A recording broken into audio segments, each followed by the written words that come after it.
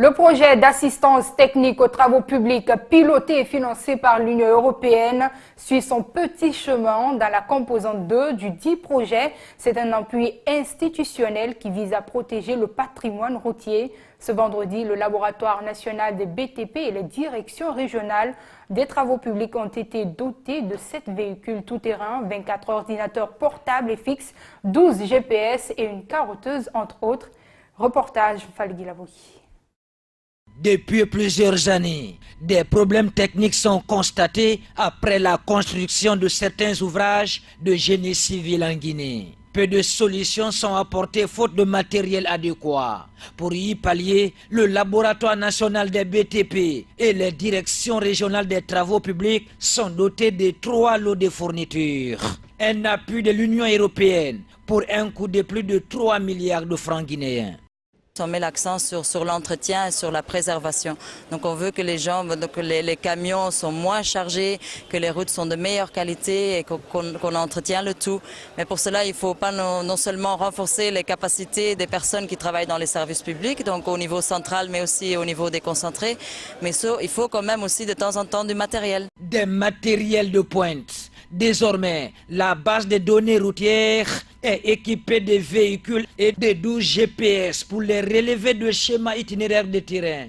Ce pénétromètre dynamique va permettre au laboratoire des travaux publics de connaître la résistance du sol à une profondeur bien déterminée. La carotteuse, elle, détermine l'épaisseur de la couche des bétons bitumineux et hydrologiques. Le troisième appareil appelé la presse travaille à identifier et connaître le comportement des matériaux. Ce laboratoire a été équipé depuis 1981. Imaginez, depuis 1981 jusque maintenant, c'est cette année qu'on commence à renouveler ces équipements. Tout était vétus. C'était des vieux équipements, on les utilisait parce qu'on n'a pas d'autres. Nous allons accomplir pleinement notre rôle. Ce que nous voyons là constitue une base, mais ce n'est pas tout. D'autres besoins sont encore là. Mais l'essentiel va être fait. L'essentiel, c'est quoi?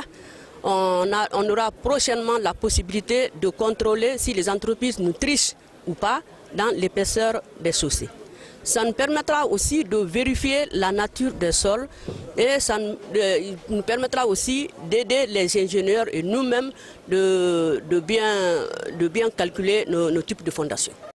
Calculer les types de fondations. L'acquisition de ces outils est un appui institutionnel de l'Union européenne pour la protection du patrimoine routier.